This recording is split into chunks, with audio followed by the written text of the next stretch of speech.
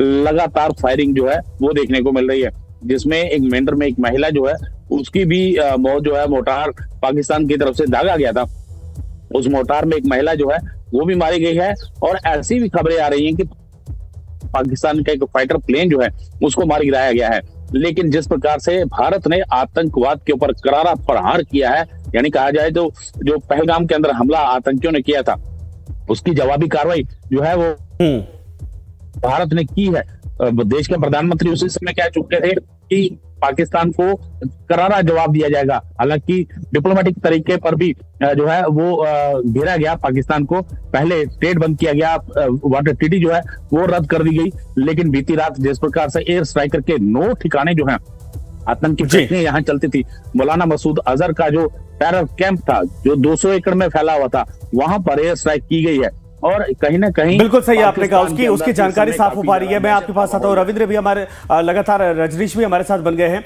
रजनीश, 10 बजे के आसपास भारतीय सेना की प्रेस कॉन्फ्रेंस होने वाली है, और इन सब के अलावा लगभग 10:30 बजे सीसीएस की मीटिंग होने वाली है। इन दोनों को लेकर जो हलचल है, चूंकि रात भर कहा जा रहा है कि प्रधानमंत्री खुद मॉनिटर कर रहे थे, दिल्ली से जो जानकारी आपके पास साफ हो रही है वो क्या है?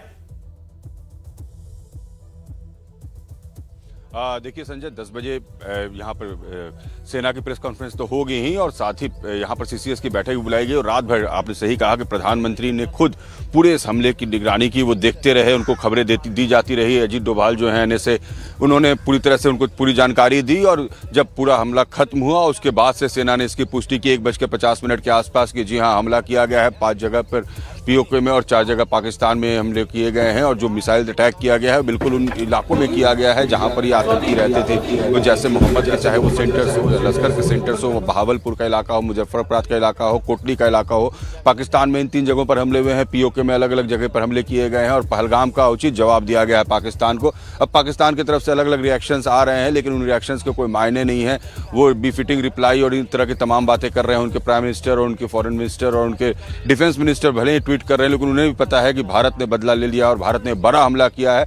सबसे खास बात यह है संजय कि देश भर में इस हमले को लेकर काफी ज्यादा उत्साह है, और सभी को लग रहा है कि पहलगाम का बदला लिया गया। और जिस तरीके से इस ऑपरेशन सिंदूर का नाम दिया गया है, यानी जिस तरीके से वहां पर मां बहनों के सिंदूर उजारे गए और उनके सामने उनके पति को, उनके भाई को, उनके बेटों को मारा गया, उसका बदला लिया गया, और इसलिए इसका नाम संजय ऑपरेशन सिंदूर भी रखा गया है। तो अब धीरे धीरे यहाँ पर मेरे पीछे जो साउथ ब्लॉक और नॉर्थ ब्लॉक है, यहाँ पर हलचल बढ़ेगी। 10 बजे जब सेना का प्रेस कॉन्फ्रेंस भी किया जाना है, सीसीएस की बैठक होनी है, तमाम अधिकारी जो हैं, जो रजनीश, वो रात में भारत के अंदर जितनी शांति इस वक्त देखी जा रही है, पाकिस्तान के अंदर उतनी ही खलबली मची है। अभी श्रीनगर की तस्वीरें वहां से आ रही हैं, सड़कें बिल्कुल हमारी साफ दिखाई दे रही हैं और शांति है।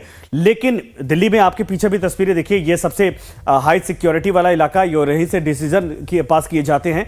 लेकिन पाकिस्तान के अंदर इतनी तबाही मची है, इतनी खलबली मची है कि धमाके होते हैं सियालकोट में, इसकी आवाज सीधे तौर पर वहां की राजधानी और वहां के जितने भी हुक्मरान हैं उनके कानों तक गूंजती है। रात में पाकिस्तान में जो तस्वीरें तबाही की आई हैं, ये दिखाती है कि पाकिस्तान ने जो पहलगाम में किया था वो बहुत बड़ी गलती की थी, जिसका खामियाजा 15 दिन बाद अब शुरुआत के तौर पर यह है।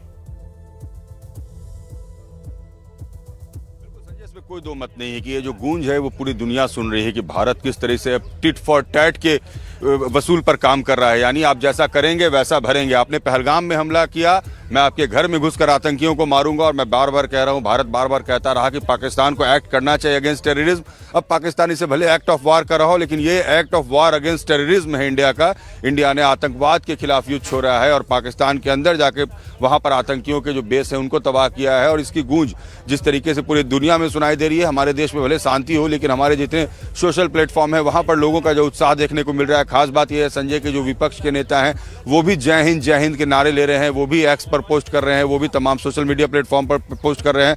लालू यादव के पोस्ट आए हैं जय हिंद लिखे हुए। इस तरीके से जो अलग अलग राजनेता हैं वो भी इसमें सरकार के साथ खड़े हुए दिख रहे हैं। और कल ही जिस तरीके से कांग्रेस के राष्ट्रीय अध्यक्ष मल्लिकार्जुन खड़गे का बयान आया था कि हम सरकार के हर फैसले के साथ खड़े हैं, यानी पाकिस्तान पर जो आक्रमण हुआ है उस पर पूरा देश एकजुट है। और वो सब हर कोई चाहता था कि पहलगाम का बदला लिया जाए। और 15वें दिन रात के 1:20 पर जिस तरीके से हमला किया गया पाकिस्तान के अंदर, पीओके के अंदर जो उनके बेस तबाह किए गए हैं, लश्कर के, जैश के, ये साफ संदेश है पूरी दुनिया को कि देखिए अब हम टेररिस्ट को बर्दाश्त नहीं करेंगे, टेररिज्म को बर्दाश्त नहीं करेंगे। और इस हमले के बाद भारत ने बताया जा रहा है, सूत्र ये बता रहे हैं कि अमेरिका को, रूस को, ब्रिटेन को यूएई में इन जगहों के जो हुक्मरान हैं उनसे बातचीत भी की गई है। उन्हें इस बात की जानकारी भी दी गई कि हमने पाकिस्तान में जो टेररिस्ट कैंप हैं उनको तबाह किया है। भले ही पाकिस्तान इसे दूसरे तरीके से अपने तरीके से प्रोपेगेंडा फैलाने की कोशिश के लिए, लेकिन इसका कोई फायदा होने वाला नहीं है, क्योंकि पिछले 14 दिन में पूरी दुनिया ने देखा है कि पाकिस्तान ने क्या एक्ट किया टेररिज्म के खिलाफ, और भारत बार बार कहता रहा कि हम इसका बदला लेकर रहेंगे,